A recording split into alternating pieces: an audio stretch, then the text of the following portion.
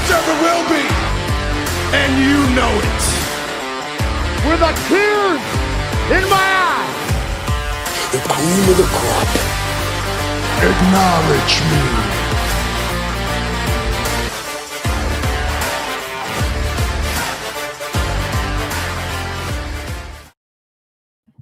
Good evening, everybody. It is the last edition of Top Rope Nation for 2025, episode 405. And for the first time in a few weeks, we got all three of us live here on the line, ready to talk all the latest in the world of professional wrestling. We got Justin Joint getting ready to deal some cards for strip poker up there in the top right of your screen. Justin, how are you doing tonight? I am pretty good. How are you, sir? Have you watched any good football games lately? I did watch a damn good game on Sunday night. Unfortunately, the Bears came up short, but that was a hell of a game. Yeah, that was pretty incredible. I can't even really give you crap just because it was such a fun game. What was it, 38-42? That sounds right. Yep. You know, I feel like the Bears just ran out of time, honestly. If I think Ben Johnson had said he wouldn't have wasted a timeout earlier, and they would have had a couple more shots at the end zone. They ended up 2 yards short and a few seconds, not enough. But man, Niners are an awesome team. Probably two of the top play callers in the NFL. So yeah, hopefully more of those in our futures. Awesome game. You got anything in the glass tonight, Justin? Yeah, I got I think Adventurous Brewing. Ooh. It is their double IPA, so we should probably get after it. Audacious Culture. Okay. So I've had a couple of their beers. They're pretty good. I'm trying to, is that Davenport? I'm trying to remember where it's from. Yes. Yep. Okay. Yeah, they make some good stuff. Very nice. Jesse Velasquez, how are you doing tonight, sir? Ooh, last hour of my life. I kind of want that back. I would like to go back to what I was doing before I got involved in two separate telephone conversations that made us a little bit late tonight, so I apologize. Wait, what's going on? Well, one is for business and the other is for a scared 4.5-year-old right now that we're navigating. Okay. Yeah, hearing things. I think he might be dreaming. Sees Stitch from Lilo and Stitch in his dreams. Oh man. For what and he hasn't, I don't think he's ever watched it, but he has a Stitch figure in his room. Okay. My kids love Lilo and Stitch. I mean, great movie. Oh, the original, and then of course the new one that came out too. But I love it because of the Elvis connections in that movie. I mean, how can you not like it as an Elvis fan like I am? But yeah, all time classic Lilo and Stitch. Good stuff. You drinking tonight? I should be after this last hour, but no. I have Athletic Winter Wonder. It's their winter ale. I just tried that for the first time. It's not too bad. Yeah. Very nice. Reasonable. Good stuff. We got Brittany in the chat checking in. Good to see Brittany as always, one of our most recent patrons. And yeah, I got a drink here. I haven't opened it yet. I was waiting for us getting on the line. It is from Dimensional Brewing out of Dubuque, which is an awesome brewery out of Dubuque, Iowa. This one's called Robot Voice. Yeah. Sweet logo. Yeah, it is a hazy IPA. Good. Galaxy Citra, El Dorado hops, 6.6%. It says on the side, must ingest fuel. Robot Voice. So I'm going to crack that open right now and get it poured. But as you guys may have seen here in the podcast description, I don't know if I even ever announced it on the podcast or not, but I did attend AEW World's End. I was trying to keep it under wraps a little bit because I gave the tickets to my two oldest children as a kind of a Christmas gift.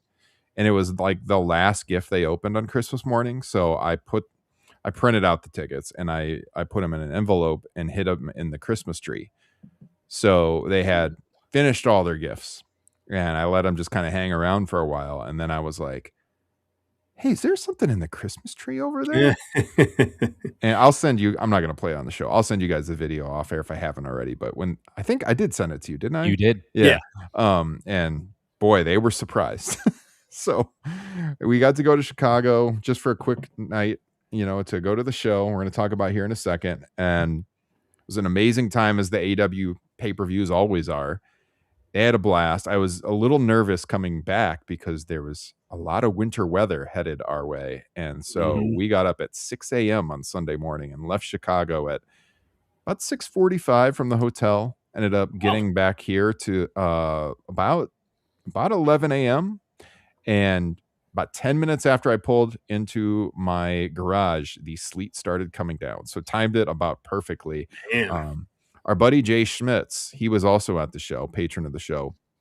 And he left about an hour after us, and they were driving 30 on the interstate because the roads were so bad.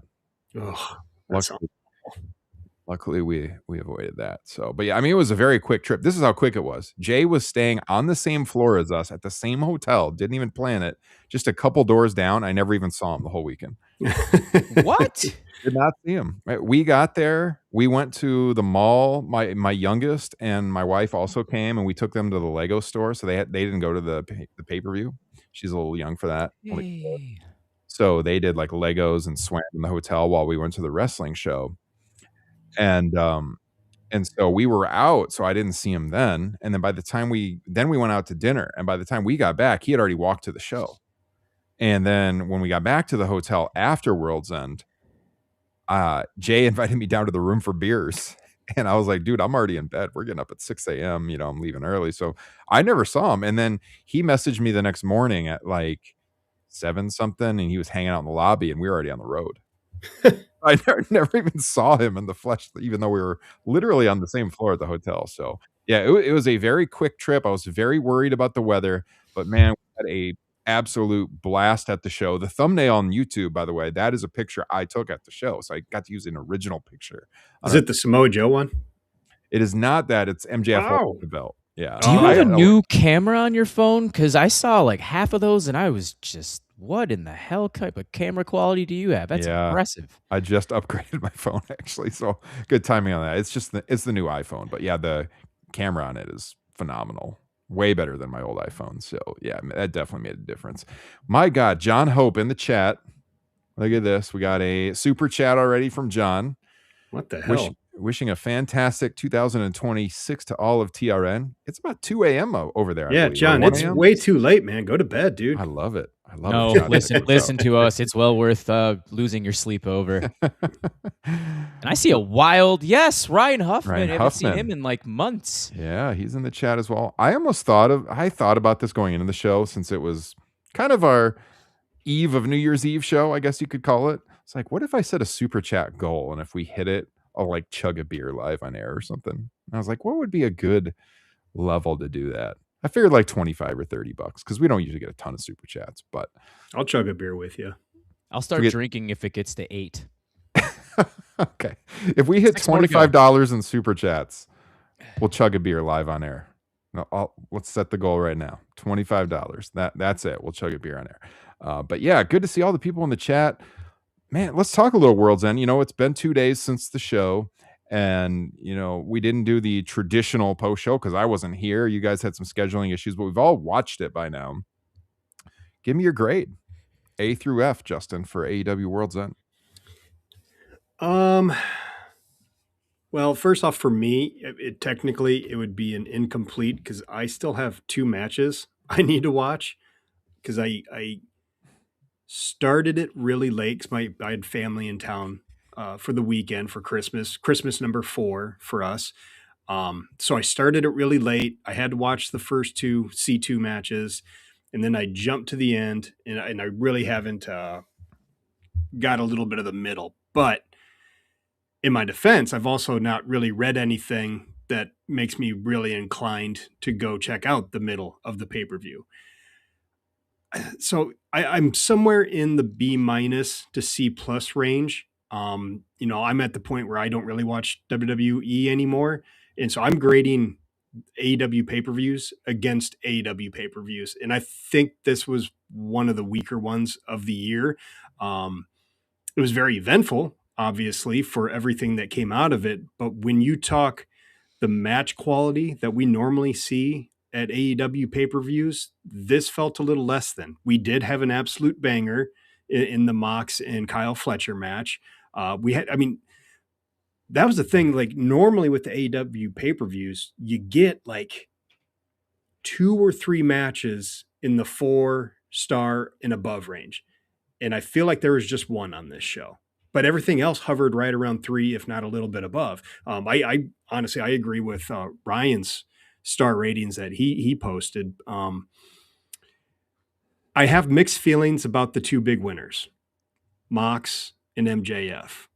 I think we're really going to have to talk about MJF because I was stunned at kind of some of the backlash I saw. I didn't realize how down people are on him. I am not there, but I'm also not really intrigued at the moment with a MJF title reign. That is kind of to be determined. I'm open to it. And then the Mox thing, it just felt way too rushed with, the babyface promo at the end. That felt a little unearned with how his character has been for the last few months. And I'm not saying that they couldn't have gotten there. And I'm not saying it was bad. I thought the promo was fucking badass. And, that is who Mox is. I mean, he is the ace of this promotion, but it just felt a little unearned to me. And I'm not convinced he was the right guy to win the C2. Okay. Fair enough. Jesse, what about you? I have seen everyone but one match. I missed FTR and the Bang Bang Gang. I caught the last two matches live. I rewatched Mox Fletcher before we got on tonight. I was going to try to rewatch Hater and Statlander before we got on tonight. I'm giving this a B. I think just a lot of the same reasons. The quality of it, I think, overall was good. Not quite great, but yeah, Mox and Fletcher. Mox losing a tooth the hard way and just seeing some of the stuff. Like, he put on an incredible performance, I think. And I wanted to bring this up. I'll wait till later to bring up like what Jon Moxley has done since he's lost his AEW World Heavyweight Championship. Because for those who thought he was having a shitty year, you could almost, but not quite, make an argument for him as Wrestler of the Year. Yeah, if his first 4 months hadn't started out so poorly, especially with the Copeland feud, I'm 100% there with you, man. Yeah. So we had that. Okada Takeshita was a little disappointing to me. I was even more disappointed when I just saw a fan cam video of the end of the match. Just made it a lot worse for me.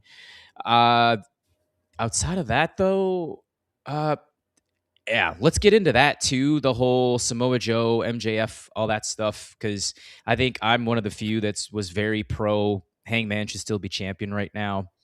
And I didn't feel Samoa Joe should have taken it from him. So just a lot of unanswered questions, but I do think in AEW's defense that a heel right now is best suited as a world champion because look at all those baby faces getting ready to chase him. Yeah, that was kind of where I was at with it too. First, I'll give my grade. I'm pretty much right where you guys are on it. I'll go B+ just because I was there. Yeah. but otherwise, if I was watching on pay-per-view, I'd say B too. It was a solid show. I have been with you guys to some unbelievable AEW pay-per-views in the past. I mean, in that very arena, All Out 21, 22, with Jesse, Full Gear up in Minneapolis, Dynasty, of course, down in St. Louis, the United Center for All Out. I mean, just lots of AEW shows. Of all of those pay-per-views, I mean, it's probably at the bottom, but the bottom ranking against those shows is like, that's a tall task to outdo those. Yes. I mean, like to Justin's point, Fletcher and Moxley was the best match on the show. I think in my ratings over on Patreon, I gave it 4.25. I mean, just that was a phenomenal match. I really, really enjoyed it. I enjoyed the finals as well, and I liked the main event too. It wasn't like your typical AEW main event level. It was a little below that. I think I went 3 3/4 on it, but I mean, it was a solid match, and it was. My kids were freaking psyched to see those guys all in the ring together. And I will tell you, before the main event started, they were getting a little tired. And even my middle child, who's usually the night owl, was like, I'm getting tired here. And I'm like, hang on, we're almost to the main event. They were kind of checked out during the C2 finals. But when that main event started, when Swerve came out in particular, I mean, they were losing it. It was, they were really into it. So for all the talk, we always talk about the lengths of these shows, even live, they're too long. I mean, I'm not breaking down any walls by saying that, but I do think they need to tighten them up. It's a long time to sit in an arena. We were sitting right, like the first section off the entrance. And so the pyro was super loud there. We were right under the speaker stack, and I am telling you that music was so loud where we were sitting, it was shaking my clothes. And the loudest theme all night was MJF's. The bass on that theme was Wow. insane. It was louder than Swerve's. When MJF came out, I looked down. The bass was literally moving my jeans. It's insane how loud it was. So I MJF was makes your dick shake, huh, Ryan? yeah. Yeah. Dude, I was very happy my kids had like the sound headphones on because it was so loud. I did not. My ears were not ringing the next day, luckily. But yeah, it was very, very loud. That kept you awake. But yeah, I mean, it was a long night, worth it in the end. I'll go B plus since I was there. Let's talk about the headline: MJF recapturing the world title. So I wasn't stunned that he won the title. I thought there was a pretty good chance that they would switch the title here, and if they did, I figured it would be MJF, which they did. And I agree with what Jesse said a second ago. I think that the company is way more suited to have a heel world champion right now because of how loaded they are on the babyface side. We've talked about this so much over on the WWE side of things, where, you know, Cody as a babyface champion hasn't had a great long-term feud. He's had some good short-term feuds for sure, but not like a great long-term feud most of the time while he's been champion. And that's been a detriment to him. And I think that that's fairly common in wrestling history. When you look at the history of the industry, a lot of the best champions were heels with baby faces chasing them. Right. So I made a video for Bleacher Report yesterday where I talked about this, but like Ric Flair in the 1980s, heel champion, all the faces chasing him. Right. The Rock, you know, in the late 90s, you know, obviously Hollywood Hulk Hogan, even Steve Austin never really had a long title run. You know, when he would get the title, they would always be brief. It tends to be over time. Like Hogan's obviously the exception in the 80s. But usually when these guys chase and then they get the title, then there's just inevitably this kind of letdown. And they're, you know, it looks like people are better chasing. Hangman's chase was outstanding. He had the title here for several months before he lost it to Samoa. Well, not several months. I guess it was like 3 or 4 months. Yeah, for a little while. I think the one issue you could have with it is, what was the purpose in dropping it to Joe? He could have just dropped it to MJF. And was it really worth having Joe as this kind of transitionary champion just to move it to another heel? I think that that's a worthy debate. But I think when you look at, all right, now you could do feuds with Hangman. You could do feuds with Swerve.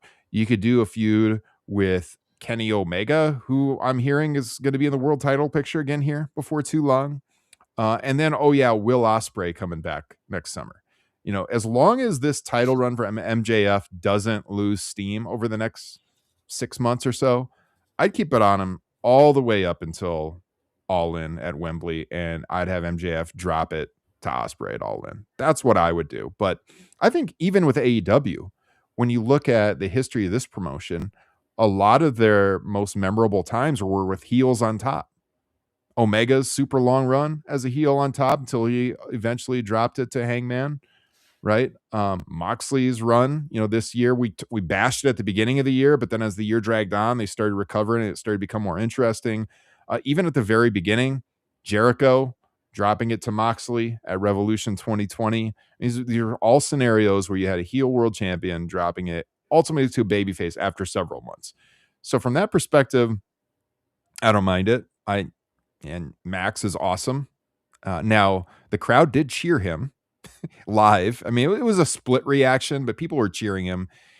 He's good enough, though, that I think that even when he gets those cheers in the arena, if you give him microphone time, he can turn the whole crowd against him anyways.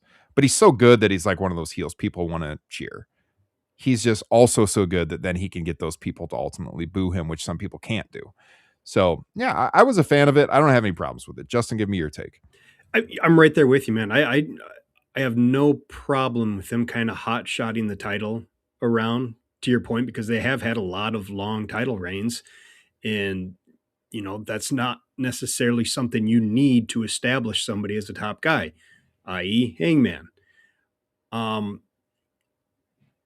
I just, I don't know. Again, I think I was just so taken aback at some of the online reaction I saw to MJF. Like he's like, even people I know who love AEW, like are just not into him at all. So that is a little odd to me and worrying. Like I don't want them to lose all the steam that they've gathered, here at the last half of 2025 because they're just on a roll.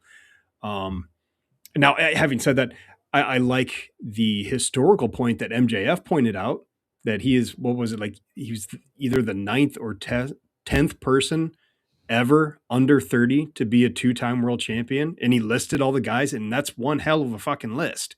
Mm-hmm. So I like that part of it. And, and it's kind of the same thing. Like, even if this feels a little rushed getting it to MJF, I talked about this early last year with Okada, him winning the C2. It's like, you got to take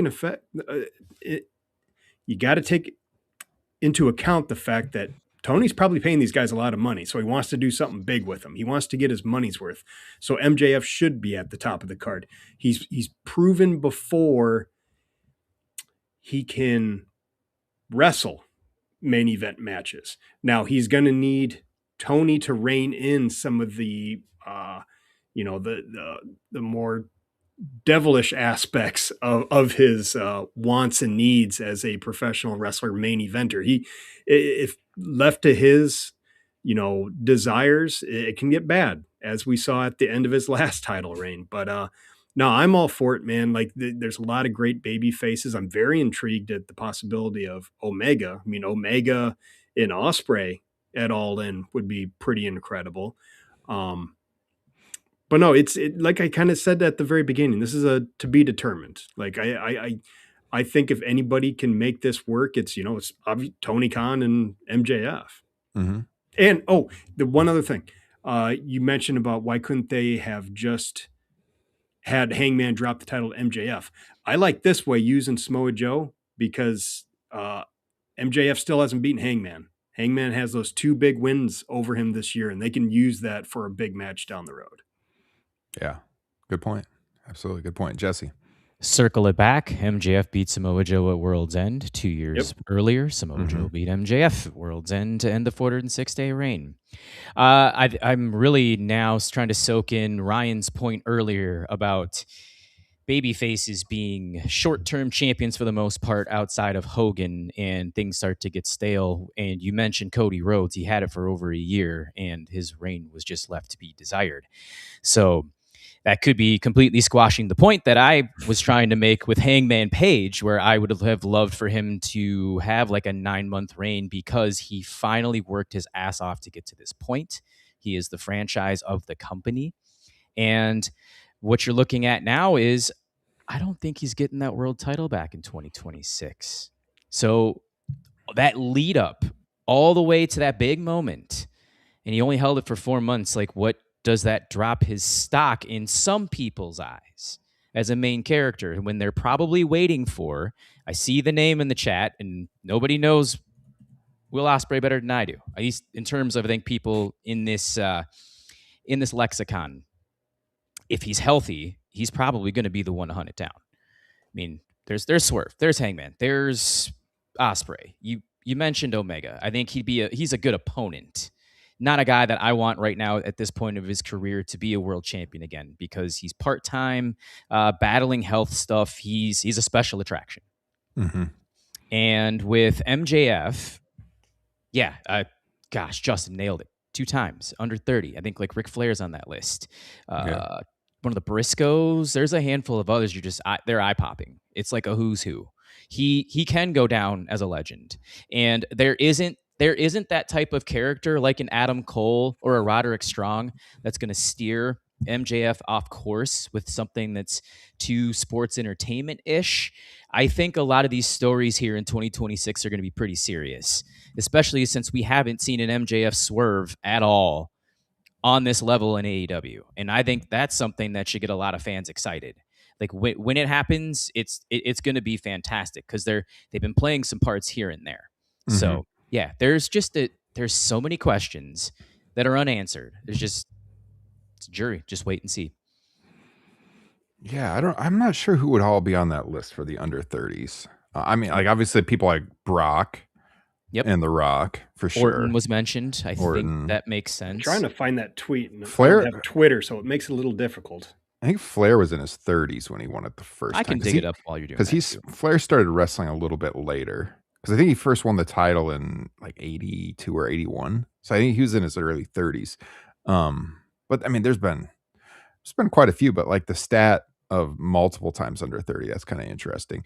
And I was looking up, Steve Austin's longest title reign was 175 days. So like just short of 6 months out of his 6 world title runs. So yeah, I mean, it's kind of the norm in pro wrestling. Now, I mean, you could make the argument too, well, if you want a heel champion, Joe could have done the same thing. But I think the issue there, and we all love Samoa Joe going back 20 years, but MJF just has more crossover appeal at this stage in his career. He was just, in the Happy Gilmore sequel, and he's a guy that has crossover appeal. So as you're wanting to broaden your audience, he makes sense if you're going to have a heel champion right now. This list is bananas. It's like way better than I imagined. Yeah. Okay. Lou Thez. Okay. Yeah. Ricky Dozan. Mm-hmm. Shinsuke Nakamura. Kazuchika Okada. Here's the oddball, kind of, sort of. Yokozuna. Yeah. Oh, okay. Yeah. I mean, for that short time that he was there, he made an impact, and I mean, it's different type of era back then. The Rock, Brock Lesnar, Randy Orton, and John Cena. Yeah, there you go. That's a fucking pretty mega list there, especially. I mean, and that's why because Tony's big on wrestling history, and MJF turns 30 in March, I believe. So like, if you're gonna kind of shoot for that, do it now if you want to get MJF's name amongst those other ones. Yeah. Speaking of real quick, I'm not getting paid to plug this, but I look forward to it every year. Tony Khan just did this interview with Q101 in Chicago. He does it with Case Lowe, who writes for Voices of Wrestling. My favorite TK interview of the year. Every time he interviews him, just like Tony and him like geek out on wrestling history. I just watched it tonight. You guys should check that out if you haven't seen it. It's a phenomenal watch. It's a little over an hour, like hour and 10 minutes, something like that. Look at the short term. Bandito in 2 weeks. I would not mind, just for a quick short-term program, we mentioned this 3 years ago. We want Eddie Kingston back up there to take on MJF. Yeah. I mean, as a short-term thing, I like it. I mean, we all love Eddie, so. Tremendous promo battles between those two. There's just a lot more options, for feuds. Because, if you have it on Hangman, where does he go? And that's the problem. Especially with Mox seemingly being a babyface now. That's just one more name to add to that side. Let's talk about that. Okay, so that was odd. I was a little surprised by it.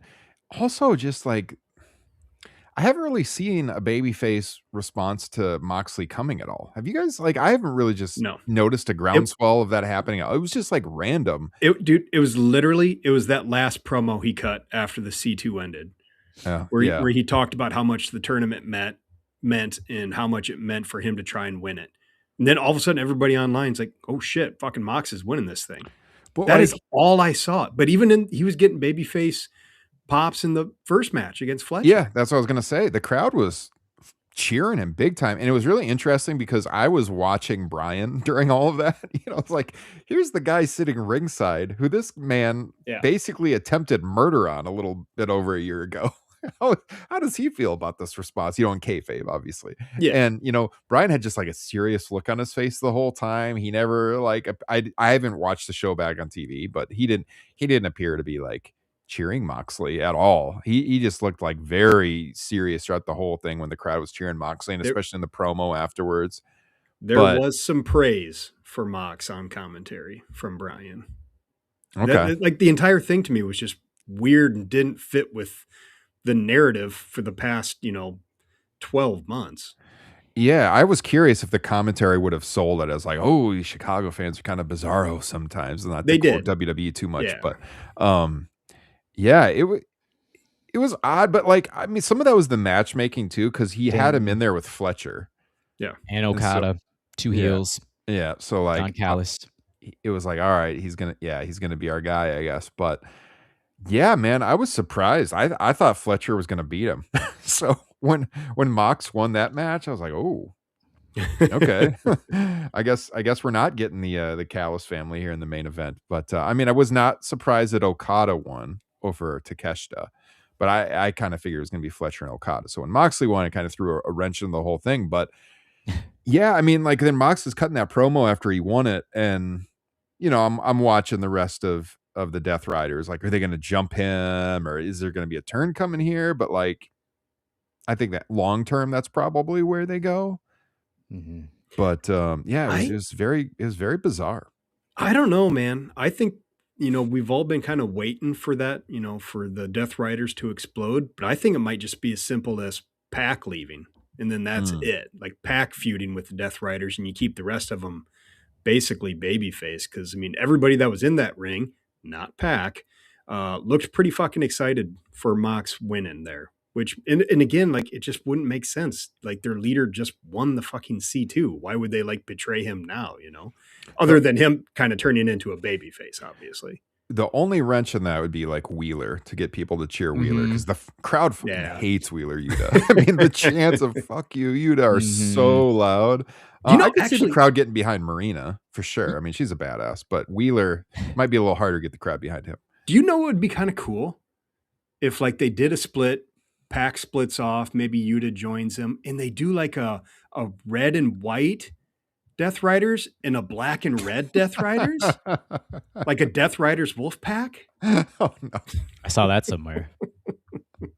Did you? Oh no, not for the Death Riders, but I saw it somewhere else on some other thing that people were commenting. Oh, it was with the Don Callis family. Somebody was trying to do that exact same thing, and I just laughed at it. I go, what do you want? Okada, Fletcher, and Takeshita against everybody else? And just watch the black and white, like Horace Hogan or Lance Archer playing the role of Horace Hogan against Takeshita and Fletcher? No, thank you. You bring back C Murder to do the theme song. Didn't he do the Wolfpack theme? Yeah. What about Gabe Kidd in this situation too? Easy for him to go heel, so you could do like a Pac Gabe Kidd Wheeler situation against the rest. I don't know. It just the entire thing felt way too rushed to me. It just wasn't earned. Yeah. That was definitely strange in the audience, but again, I guess I wasn't that surprised given the opponents and Mox being that kind of long-term standard bearer in AEW. So I mean, they kind of made it happen just by the matchmaking. Yeah, I guess for me it's just like, I think the person with the most great matches in the C2 was Kyle Fletcher. And Okada doesn't really need to win it 2 years in a row. Takeshita is the New Japan World Champ. I mean, I would have gone with Fletcher. I think, and again, maybe they were looking for that surprise, like, holy shit. And I do think a part of it is a little bit of a reward from Tony Khan to Mox for being kind of that soldier who shows up every single show, and who's the ace of the company. But man, I just think Fletcher winning to me would have been more interesting. Again, kind of the same with MJF. Like, I don't dislike it because I'm open to see what this company will do with Mox as the Continental Champion, but to me, it's just not quite as interesting as if it would have been Fletcher. Yeah, I mean, that was my prediction. That's where I saw it going. So, I mean, they surprised me, no question about it. I wanted to shout someone out on this podcast because I ran into him at the show, and he's probably going to be listening. So, right before the show, and we're going to talk about the rest of the matches here in a second, but before I forget, right before the show started, I was walking in my seat, and someone like tapped me on the shoulder, and they were like, "Hey, are you Ryan?" I was like, "Yeah," and it was Chris Zabel, who's a patron of the show, and I've been in an AEW fantasy league with him for a couple of years that he runs. Sweet. Aaron Graham, our good friend, introduced me to him, and not in person, but like online to do the AEW fantasy league, and he ended up joining. He ended up joining as a patron. I believe he's bought one of our shirts, at least two. Super cool guy, man. He had a sweet T-Wolves starter jacket on, Jesse, that you would have appreciated, like a nice. retro one. That was very cool. But I wanted to shout that out so I don't forget that it was cool to see Chris there and run into one of our patrons in person. So that was awesome. So yeah, thank you for your continued support, Chris, and it was really cool to see you. Let's talk about. I'm going to talk about the women, I guess, a little bit here. I mean, I don't really have much on the Chicago street fight. That match was just kind of there for me. To my point at the very beginning of the podcast, that's kind of my issue with the rest of this card is outside of the C2 and the main event, all of the rest just feels like kind of obvious who's going to win filler or meaningless. Like it just, I wasn't buying any of the other titles changing hands because I think they got bigger things coming up. Yeah. And so it was just all time killer to me. For the third year in a row, and it's because of the C2 focus was 85% of your TV the last month. So you had that in the main event. They tried to hotshot Statlander and Hater, and the rest of it was just filler. So, hey, we don't fault Tony Khan for throwing the C2 at us for the last month because that was the best wrestling I've seen in 2025. I do that every year. I don't care. Yeah. But just expect on the other end of things for 2026's World's End that it probably won't be that good because the focus was on the 12 men that wrestled in that classic. Yeah, I mean, it was a pretty uninspired tag team championship match. I'll say that. I wasn't a huge fan. I mean, the match was fine. It just wasn't that exciting. My girls were super excited for that women's match. Babes of Wrath are super over right now. And then, seeing Mercedes and Athena out there together was really cool. That was a good match. It was fun. Crowd was very, very into it. I liked the promo that they cut later to set up Mercedes and Willow this Wednesday night at Dynamite, which I believe our friend in the chat, Tim, is going to be at that show in Omaha. So that's shaping up to be pretty good New Year's Dynamite tomorrow night. And you mentioned Statlander and Jamie Hayter. I really liked that match. I thought that was a fun match.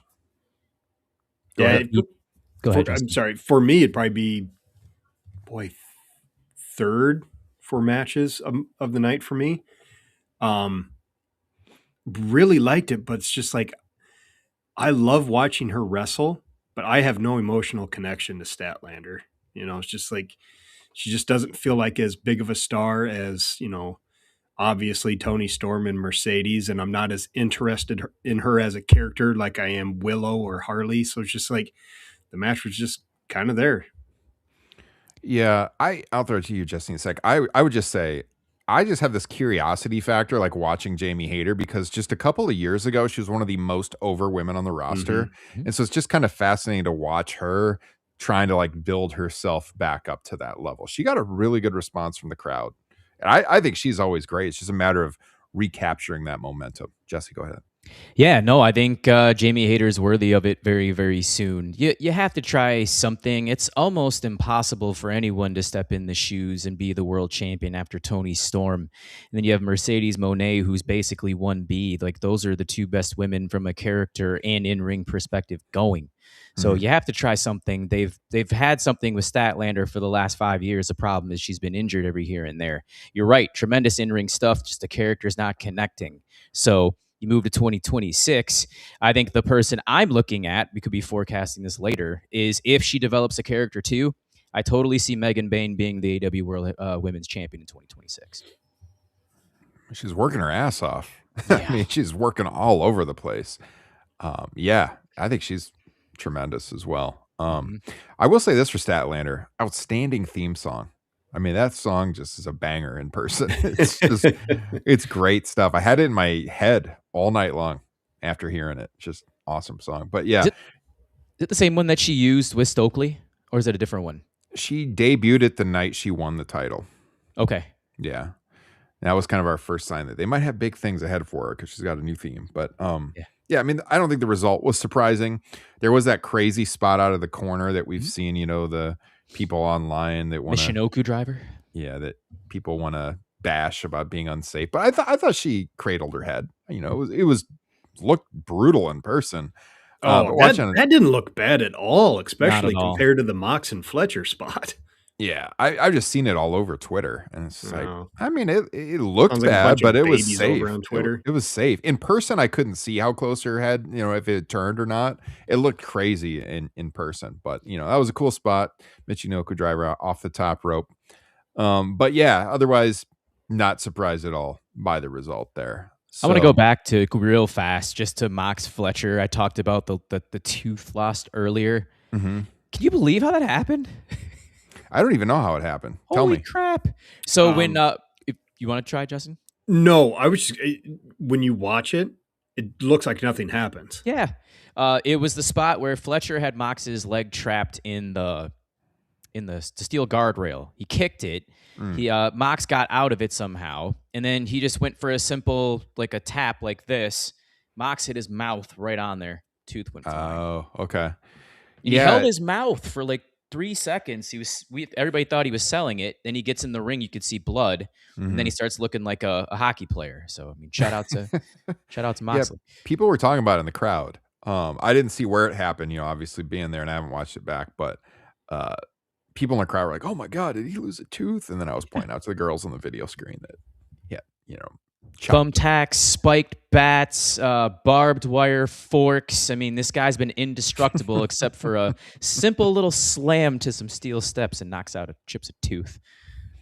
Hey man, as someone who once knocked out his 2 front teeth on his bike, I can empathize with him. Crazy stuff happens, man. Crazy stuff. Yeah, but no, that's the match of the night for sure. Mixed Nuts Mayhem. All right, I wanted to make a point about this because It's fun. it was a super fun match. So Tony mentioned in that interview with the Chicago radio station I was talking about here a little bit ago that the spot with Tony dancing with Orange Cassidy, TK said that was his dad's favorite moment of the night. His dad was there watching the show. And stuff like that makes him realize that, not every wrestling fan is the same and they don't all go there for the same thing. And you've got to kind of cater to everybody, a little bit. And he also talked about how he books Dynamite as more of a show that will draw in more of a wider ranging audience, whereas Collision is like for the hardcore wrestling fans. And he also made the point that said, if you're really following AEW, Collision is not a skippable show. You have to watch it to really understand what's happening in the company. But that is his wrestling forward show.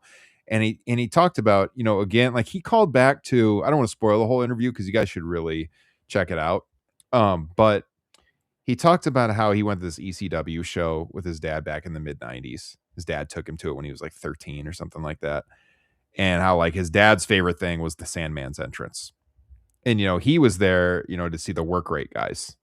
And, that made him know from a young period in his fandom that like, that's the great thing about pro wrestling. Everybody likes something a little bit different. Again, this is from his interview with Q101 in Chicago. You guys can check that out. So he said his dad really liked the dance spot with Orange Cassidy and Tony Storm. And I've seen people like putting that video out there on Twitter and all the places like, oh, what a joke this is. The same people who loved the Yeet second entrance during War Games. The same freaking people. Now, what you have to keep in mind is context matters, because we came on here and we bashed that. I think it was on the show. I can never keep, either on Bleacher Report or here. And that's because War Games is inherently a violent match. So for everyone to stop in the middle of the match and to start yeeting was stupid. This was a goofy mixed tag match where like doing that doesn't matter. It doesn't take away from the premise of the match. And it falls in line with the two people and their characters. Yeah. Of course, Orange and Tony are going to do something like that. Yes. Yeah. It's called the Mixed Nuts Tag Match the for a reason. Nuts Mayhem. Yeah. I mean, It's not like fucking Hangman and Swerve.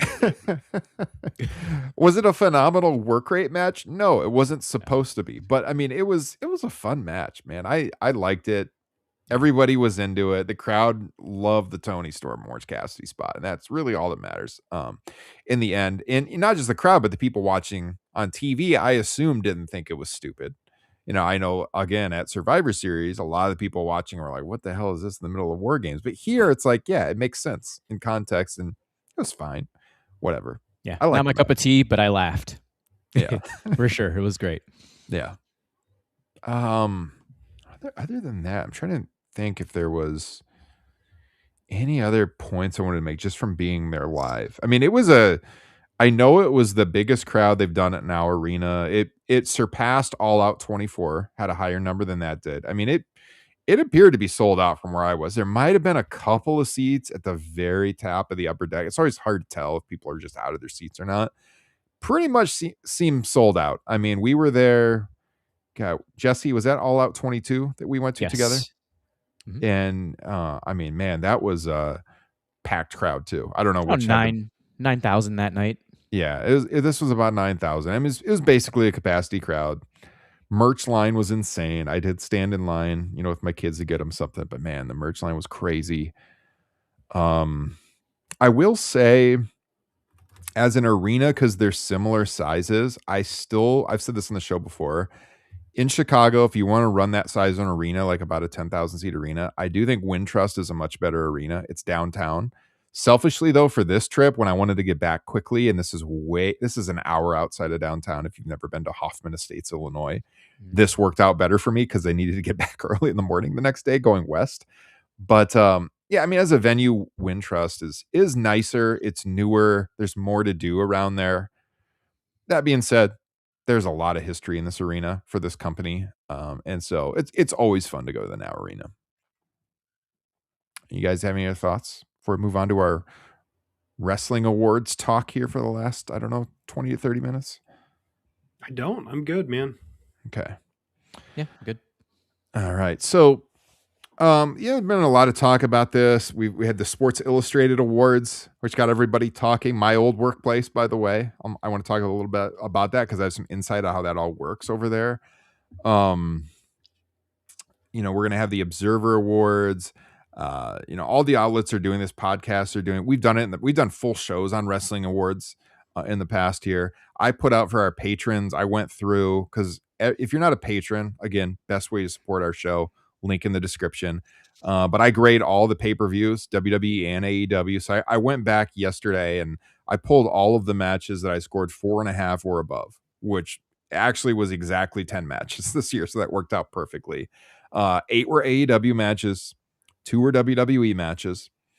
I can look at that list and, without having to revisit them because I scored them in the moment, kind of pull what I think were the matches of the year, the shows of the year, all of that. And then I can look at which wrestlers, had the most on the men's and women's side make that list. And quite honestly, it came out pretty damn close to what Sports Illustrated came up with for their men's and women's wrestlers of the year, show of the year, all of that. And let me just assure you, I think most of the people listening to this show wouldn't say this.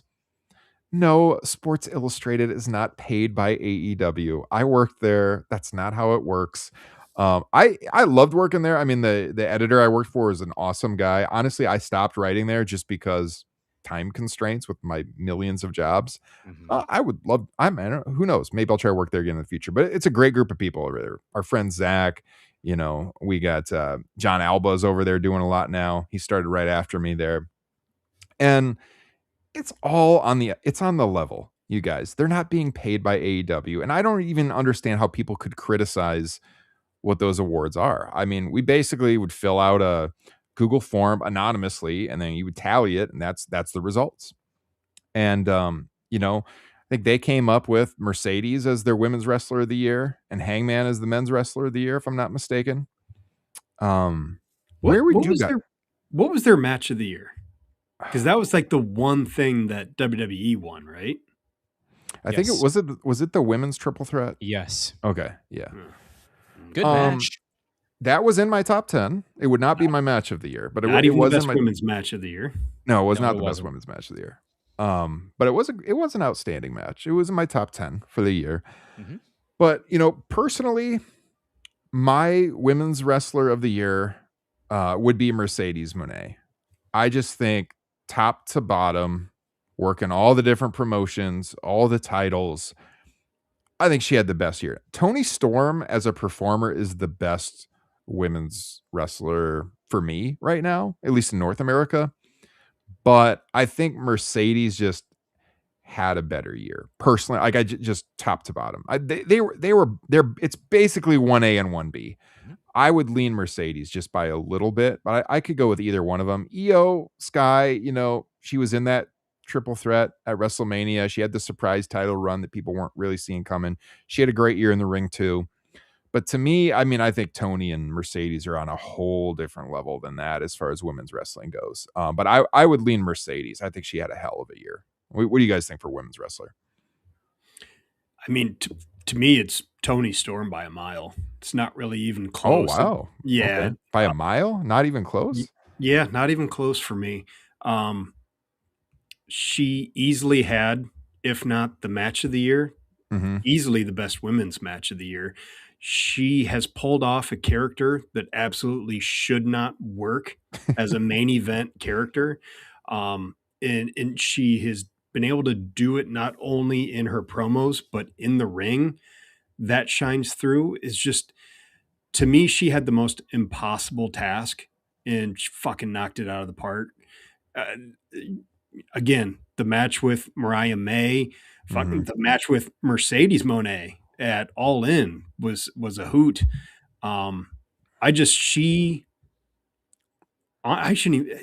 She more than any other wrestler, I'm definitely not turning the channel when she's on. Just because I don't know what the fuck she's going to say. I know in a match, she's going to work her ass off, and she's going to work her ass off in her own unique way. Whereas I feel like with all the other elite wrestlers, I kind of usually have a pretty good idea as to what their matches are going to look like. But she is just so unpredictable and fun to me. Absolutely love her. Yeah, I could be persuaded either way. I wouldn't say by a mile either direction. For me, it's like a toss up. It's really close. Some days I might say Tony. Like Tony had 2 matches in my top 10. Mercedes just had 1, and it was the match they had together at All In. And then Mariah and Tony was my highest scored women's match of the year. I think, the first half of the year, there's no question. I think Tony was blowing it away. Then I think Mercedes came on late. But I mean, I could be convinced either way. It's one of those two for sure for me. Go ahead, Jesse. A simple yet complex question. What is the criteria for a wrestler of the year? That's what I want to know. Then I'll answer your question. I think match quality, importance to the show, star power, charisma, drawing power, all of that. But go ahead, Justin. Their butt. Oh, that's fair. Well, then it's a landslide now, but no. So you got it. No. We don't throw that one in there. If you throw all of that, then it's by a nose. It's Tony Storm for me, for the reasons that Justin mentioned. I think Mercedes definitely has the better work rate. I feel if you go the full year long, in spite of the fact Tony had the best women's match of the year. And who in the hell can pull off a character like that? I mean, almost universally, she's loved by wrestling audiences. I think it's 1A, 1B, very, very tough. But by that criteria, by a nose, I go Tony Storm. Yeah, and I guess to put a point on it for me, it's Mercedes had way more good matches, but Tony had more great matches and more memorable promos up and down the year. That's fair. Yeah, that's fair. Yeah, I mean, I only gave 2 matches this year the full 5 stars, and it was Mariah and Tony, which I still think is the best women's storyline ever in pro wrestling. So maybe that, I might be rethinking this. Maybe that should put Tony over the top for me. Again, it's so close because a couple of days ago I was leaning Tony, and then I was like, man, Mercedes had a hell of a run this year doing the Ultimo Monet stuff and all the titles and working all over the world and stuff. So then I started to give the edge to her. But man, it was early in the year, but and that feud went back into last year. So you kind of got to factor that in a little bit. But man, that was it. I said it on our review. You guys can go in the archives. It wasn't like the best work rate match of all time, but it was like absolutely perfect for what it should have been. Yep. Given the story they told, the way it ended, everything along the way, it was like one of the most perfect women's matches I've ever seen. Spoiler alert out there in TRN Unplugged land as I do these 52 matches next year. The only 2025 match I'm doing is Mariah May versus Tony Storm. Just phenomenal stuff. And the other 5-star match for me was Hangman and Moxley at All In. I gave that one 5 stars. But man, you look at that Revolution card, that show was unreal. And the fact that those 3 matches, by the way, happened in sequence with Mariah and Tony, Takeshita and Omega, and Ospreay and Fletcher in that steel cage match. All 3 of those matches were in my top 10 scored of the year, and they were all in the same show in sequence. That's just crazy. Like, to me, Revolution is the best show of the year just because of that. Like, that's my show of the year. Fuck, 3 of the top 10 matches on the same show. My man, God. if Mox and Cope could have just had even a fucking Yeah, and then that was the main decent event. match. Yeah, and then that was the main event, the ultimate come Ugh. down. But man, dude, that was just a absolutely crazy show. I mean, Hangman and Ospreay at Double or Nothing was like 4.5 on that. That was a freaking awesome match too. That's in my top 10. Man, if Ospreay didn't get injured, I mean, he might have been in this conversation for men's wrestler of the year. Let's get to our men's wrestler of the year. I said it. To me, it's Hangman Page. Yep. He was the most captivating all year, had the best story, one of the premier guys in AEW. He had 3 matches in my top 10 for the year, which was more than anybody else. Ospreay had 2, Tony had 2, Fletcher had 2, Hangman had 3.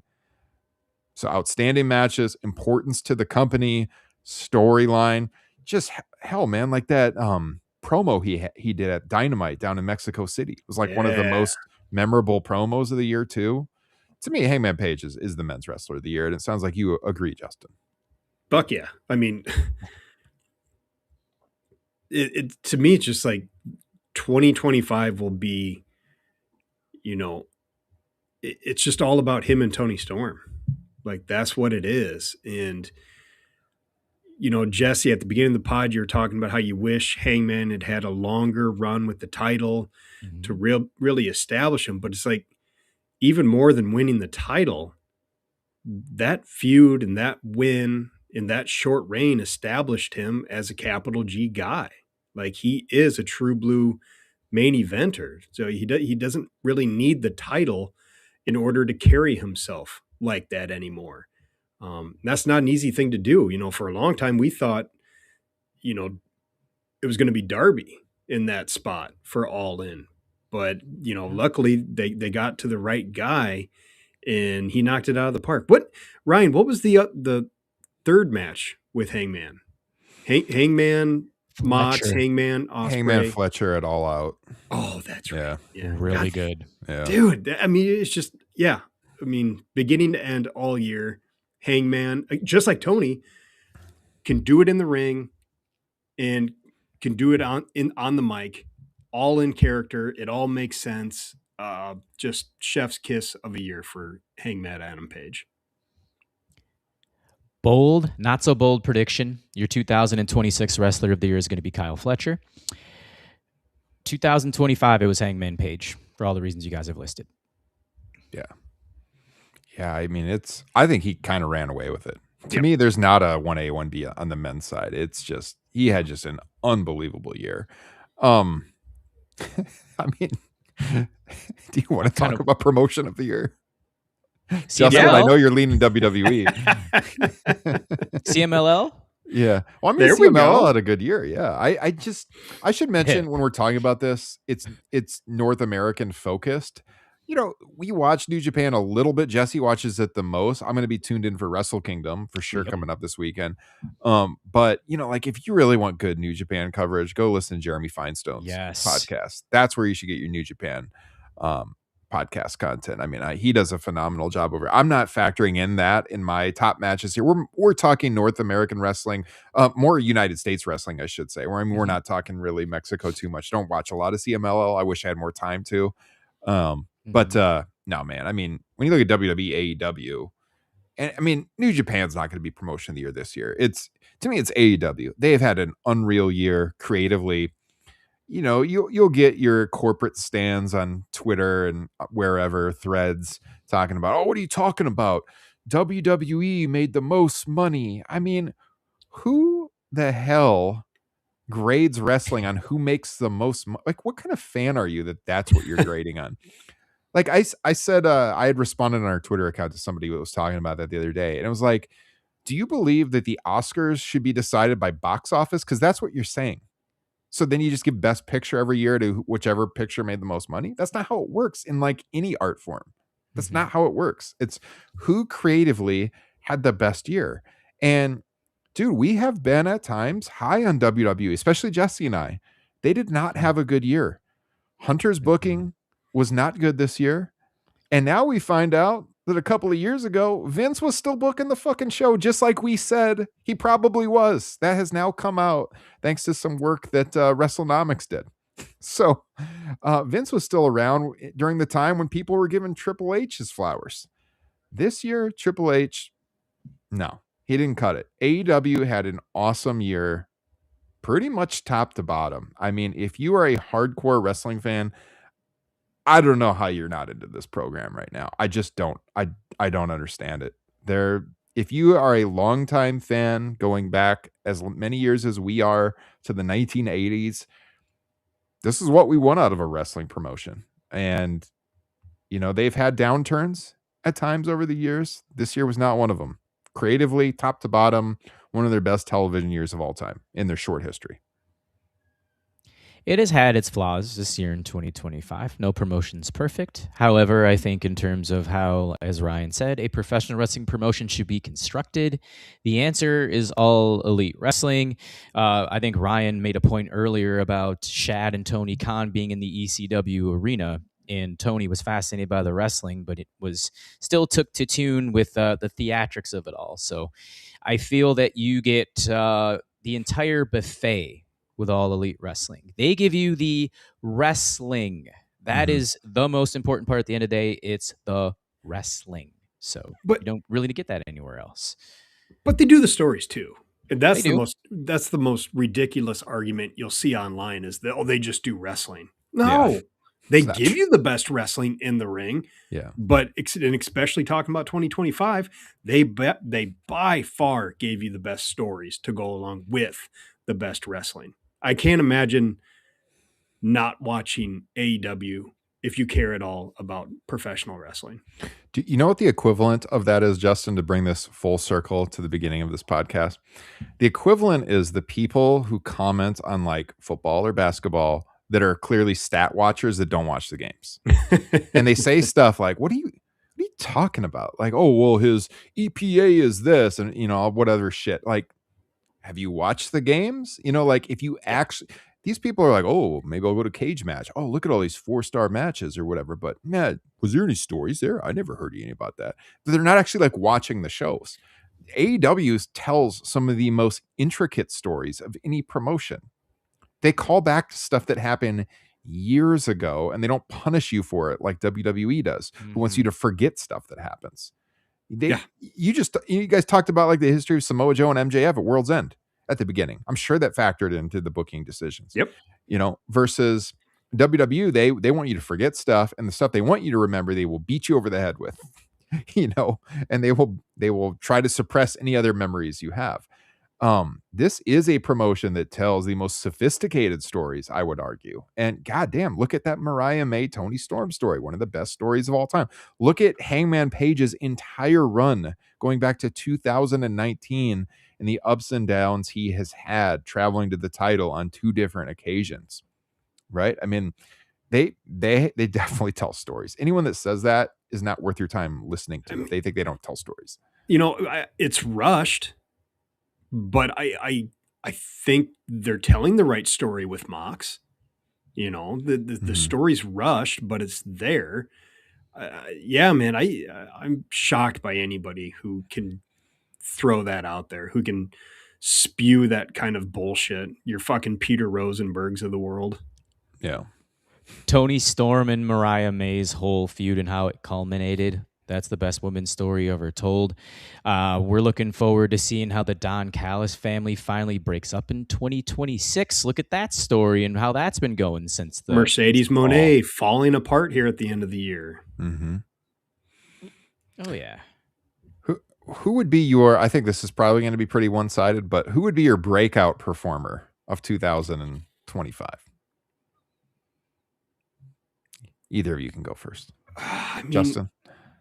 That's kind of tough. Like my recency bias honestly wants to say Kevin Knight, just from where he went at the beginning of the year to now. I think the answer is probably Fletcher. Yeah. But it felt like he was already on this trajectory before the year started. So when he got the big win over Osprey at the end of last year, Full Gear. It felt like he was already heading in that direction or on that level, which is the only reason I wouldn't give it to him. But yeah, I mean, he's probably the answer. To that point though, when we did that show, I believe the title of the show for Full Gear last year was Kyle Fletcher is a made man. And I remember I had people tweet me and commenting like, what are you talking about? He's not a made man just from beating Will Ospreay. Well, what happened in 2025? That match absolutely cemented him as a made man. And I guess to your point, Justin, like people maybe weren't buying it at the time because that's why I got those comments, but then he proved it in 2025. So I like that argument. Yeah. For me, it's Fletcher, I think. Jesse. I'm trying to rack my brain with a contrarian answer. No, I want to give a special shout out. This guy broke out a long ass time ago. Ricochet, the AEW national champion. Like that. And the heel work that he's done in 2025. Like kudos to that man for reinventing his career. You want to the reinventing their character of the year award, Ricochet? I mean, outside of that, yeah, Fletcher for sure. Yeah, Ricochet's been awesome since he jumped. Yeah. If just out of morbid curiosity, because I don't fucking watch that one. That crap. But who would your breakout star of WWE be? I think Huffman nailed it. Stephanie Vakir. I mean, Breaker's had a pretty good year too, but yeah, I'd probably lean Stephanie Vakir. Yeah, she's been tremendous over on the Raw side of things because we've been talking about it all year. All of those 40-somethings that are still at the top of the card, like who's bound to like break through and become something, and Braun just seems to be it. To John's point, so I wouldn't call Harley the breakout performer. I'd say she's most improved though.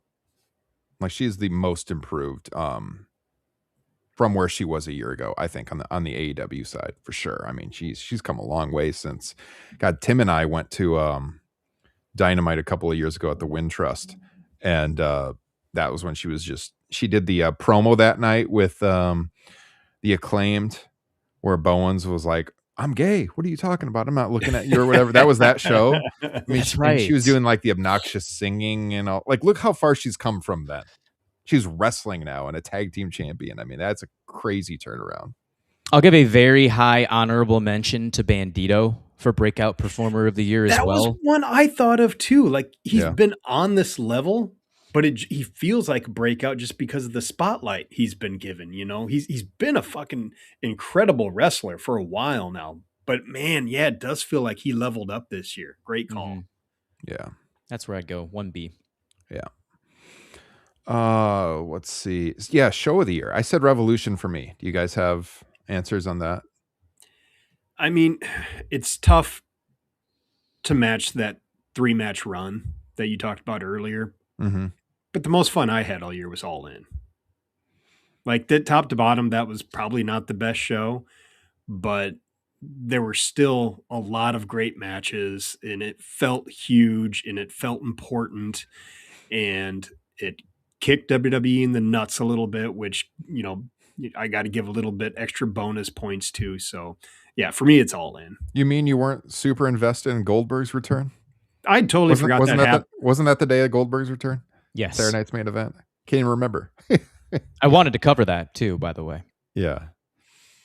Yeah. I mean, I had two matches from All In were on my, they were on my top 10. So, I mean, it's, I'm scanning it here again. That was the only other show that had multiple matches in my top 10, 4.5 stars or above. That one was Tony and Mercedes, Hangman and Moxley, a 4.5 and a 5-star match, according to my rankings. Again, personal preference. You might see them differently. And then Revolution with the 3, I had a 5, I had a 4.5, and I had a 4 3/4 on that show. Both phenomenal shows. Absolutely. Yeah, it just all in stuck the landing, whereas they did. Evolution just dropped a little nugget at the end. Both with a 5-star match. I mean, my only 2 5-star matches of the year were those 2 shows. Yep. Yeah. I'm Jesse, kind of a you? sicko in this aspect. I'm going to go Double or Nothing here. Oh. Okay. Hangman and Ospreay. Yeah, but Ricochet, Mark Briscoe in the ambulance match. Good. Yeah. Mhm. Speedball Bailey and Kazuchika Okada in an unreal Continental class or Continental Championship match. The Anarchy in the Arena was very fun. We were poo-pooing the hell out of that before it was shown, and we loved it. All Yeah. 4 of those matches were close to Revolution.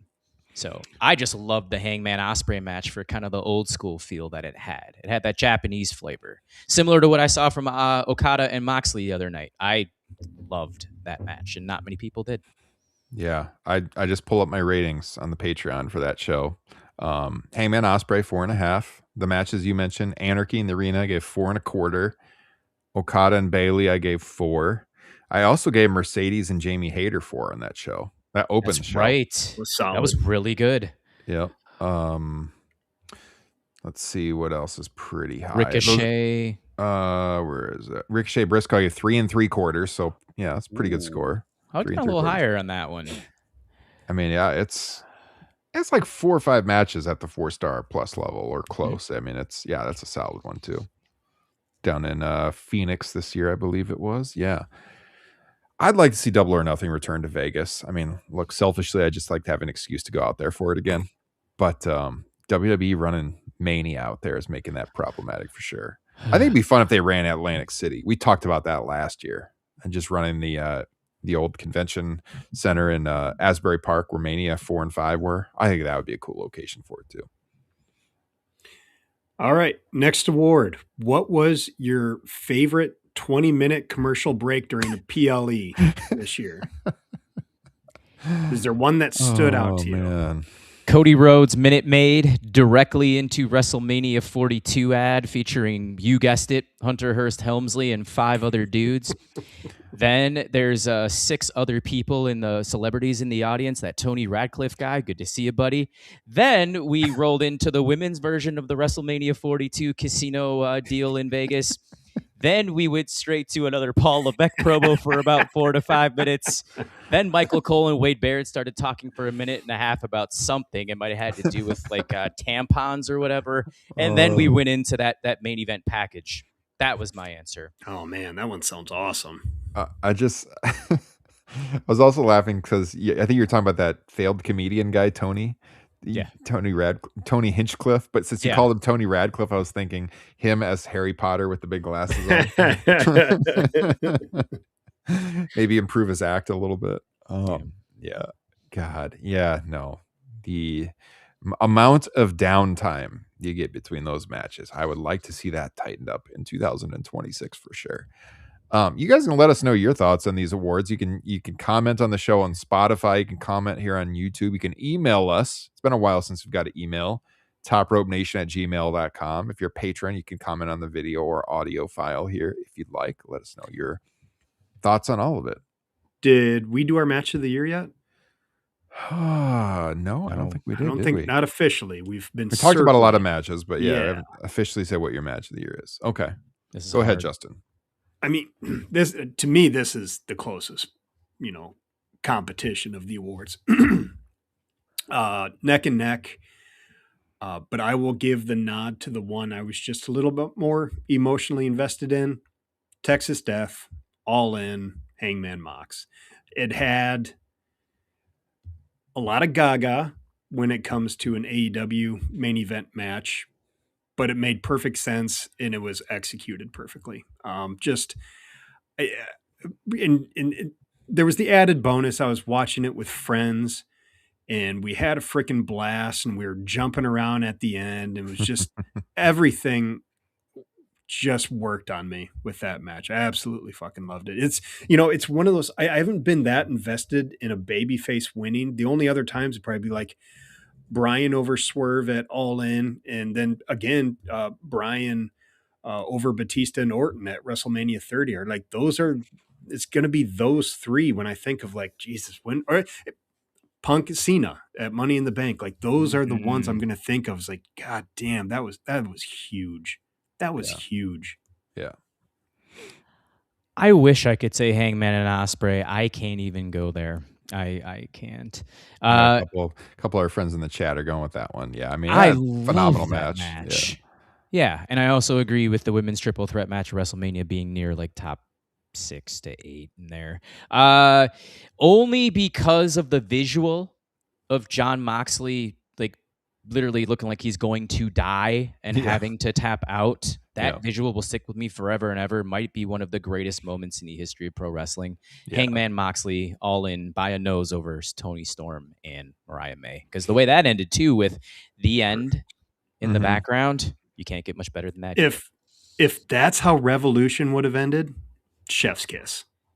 Then it's show of the year. Yeah. Which it probably already is, but I mean, that just would have put it over the top. Yeah. Yeah, I'll make it a clean sweep. I'll go with All In too. That finish, again, go in the archives and listen to it. But man, that finish was absolutely phenomenal in the way that Mox tapped out and just Hangman's journey to the title and basically rescuing the title back from the Death Riders. Phenomenal story. 5-star match. That moment of panic when it looked like Hangman couldn't get the briefcase open because all we wanted to do was see the most beautiful title in all of professional wrestling. And then he got it open and the emotion on his face. I mean, so good. Yeah. Yeah, I mean, my WWE match of the year is probably the women's match, although I really like Punk and Gunther at SummerSlam too. Those were the two my two highest scored WWE matches of the year were Punk Gunther at SummerSlam and the triple threat at Mania with the women, Belair, Ripley, and Io Sky. I'd probably go with the women's match. Yeah, from Mania. But yeah, man, God, there's been a lot of good wrestling this year. There always is. You know, whenever we complain about what a certain company is doing one way or the other, I mean, God dang, there's always great stuff out there. Yeah, fucking great call, John. Omega Kid from the very beginning of the year. God damn, that was good. I made a huge list of matches. Did a bunch of honorable mentions here. One that was on TV with Kenny Omega and Will Ospreay versus Konosuke Takeshita and Kyle Fletcher at Grand Slam. Yeah. Along with what we've seen for the C2. Yeah. Oh, god damn. There's so many good fucking matches in the C2. Yeah. I mean, I was only factoring in my pay-per-view matches on my list on Patreon because I don't score all the TV, but maybe I should start because maybe in 2026 I'll do that and then just make a spreadsheet because, man, there's been so many good televised matches too that MJF and Mystico, by the way, too, CMLL. I mean, that was another one that was phenomenal. Justin, you might want to mention this one before I do. Bandito Takeshita at Ring of Honor. Oh, fuck yeah. Hell yeah. Yep. Ryan Huffman says, year from now, who will everyone be talking about? I said it already. Yeah, he said Kyle Fletcher already. Kyle Fletcher. Whichever TKO executive shits on some poor woman next. Be my guess. Oh, God. I think it'll be Braun Breaker on WWE. I think Breaker's going to be world champion. So I think it'll be Braun Breaker probably over there. But yeah, Fletcher, probably Ospreay the second half of the year coming back and having a phenomenal year again. I think he'll be in that conversation as well. We'll probably at the end of 2026 be having the conversation of, Ospreay missed some time, but holy shit, these last 6 months, does that put him in Wrestler of the Year conversations? I could see that being a talking point for sure. I mean, it'll be interesting to see what Hangman and Mox do with the rest of the year. With the role that they're on. Takeshita, I mean, I don't know. There's fucking lot of good wrestlers out there. What a swerve do yes. 26. Jericho versus Reigns, John Hope says. My God. I love these people online that are making it out like, oh, can you believe Chris Jericho going back to WWE? What a burn for AEW. What are you talking about? They squeezed every bit of juice out of that fruit that they could. Everybody wants him to go back to WWE. Yeah. He should go back to WWE. It's time to do the retirement tour over there, get paid, and retire. do the Hall of Fame thing. There's nothing for him to do in AEW. These people just, they don't understand the history of wrestling and moving from territory to territory. Like he needs to be gone. Nobody is like begging for him to stay in AEW. He shouldn't even be in the cards at this And point. nobody wants Chris Jericho back in WWE more than his wife. Bingo. I was trying to think of a joke, but you Oh, beat me man. to it. She might There you become the go. next Erica Kirk at this rate. Oh no. Yeah. The Jerichos will be happily at home over there in World Wrestling Entertainment. So, God, it's been a fun year of Top Rope Nation. I'd love to hear your guys' top memories of the show over the last year. That would be interesting. You can comment on this. You might have to think about it a little bit. You can comment on this video or the podcast and let us know that. What are your favorite memories of Top Rope Nation over the years? What was your favorite curse Or word I said? over the last 12 months, I should say, not over the years. I wanted to point out something here that I spent a little time doing the other night because I feel that not a lot of people know that this isn't an option for supporting the show. It's a little bit cheaper than Patreon, but you still get benefits. You don't get as many benefits as Patreon, but you get some. And that is you can get access to a lot of our bonus shows, just the video, so not the podcast version. So maybe it's not as convenient for you. But if you only watch us on YouTube, you might want to consider this. And that is, you can become a TRN Plus member on our YouTube channel. So I'm going to actually share my screen so you can see exactly what I'm talking about, because I had the TRN archives, I believe, back to 2023, the TRN Classics archives posted on there. Let me share my screen so you can see what I'm talking about. Ryan Huffman says the time Ryan's kid counted the swearing. Yeah, when my oldest was here in the office when we were doing that Sunday morning show, that was Really good. That was a good one. I think that was Justin. She was counting your swears, Justin. No. Doesn't sound like me. Fuck that. What I was talking about on YouTube membership, though, we do have some people who are patrons and TRN Plus members on YouTube because they like having the ability to like easily access the TRN Classics video versions without having to go through Patreon. So if you're a patron, you get all the audio synced to your favorite podcasting platform with like a private RSS feed. You get TRN Unplugged, you get TRN Extra, you get TRN Classics, you get all the main feed shows with no ads, $5 a month. That is the number one way to support this show. But if you're looking for another way to support the show, you can become a TRN Plus member, a YouTube member. It's only $2.99 a month. It's like less than a cup of coffee these days. And that will give you, as you can see here, all of these bonus videos and every single TRN Classics, which I think I can speak for all of us by saying that's like the cream of the crop of what we do here is when we do these retro shows every month. I mean, you can see like Clash 17 that we just did recently is on there 8 days ago. This has the entire archive of TRN Classics now, like all the way back to 2022. How do I view the whole playlist? Hold on a second here. This is going to get a little wonky. Okay.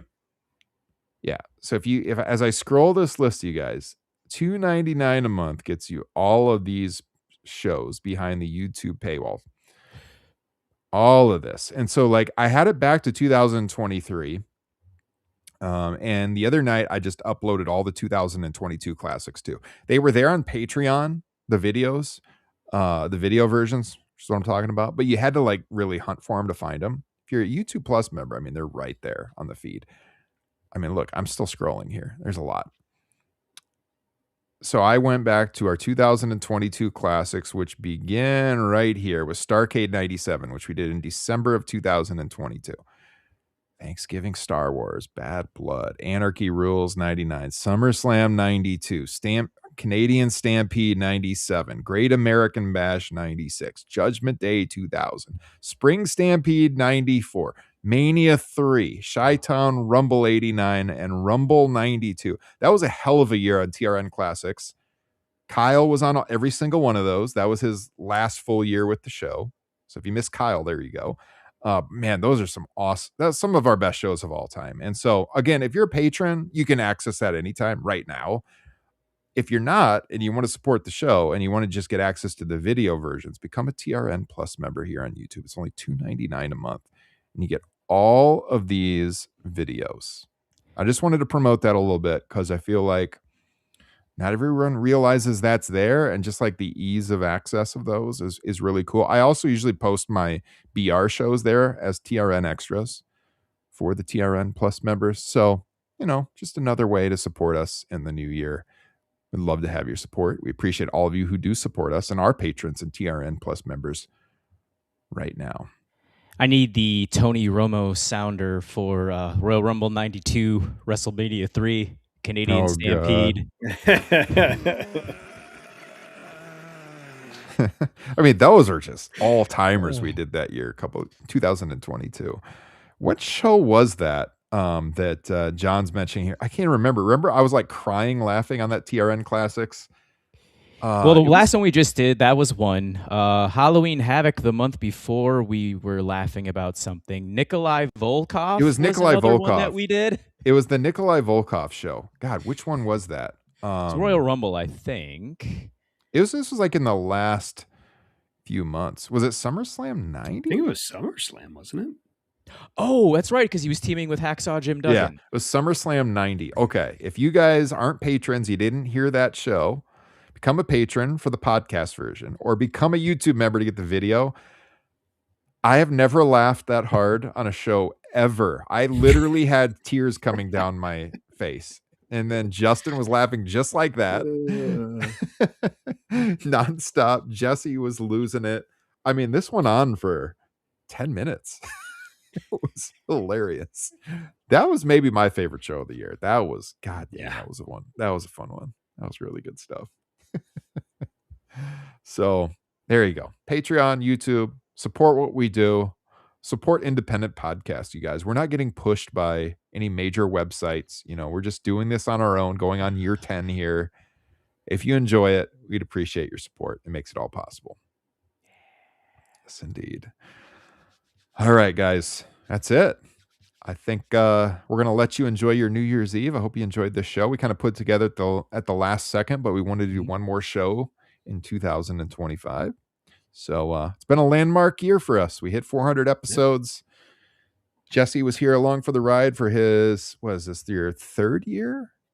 I mean, you started in 2023 in the summer and then all of 24 and 25 with us. Yeah, wow. That's crazy. By.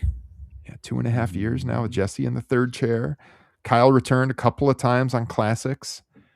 And plenty more coming at you in 2026. 200th episode of Unplugged very, very soon. Yes. Any special guests on that one?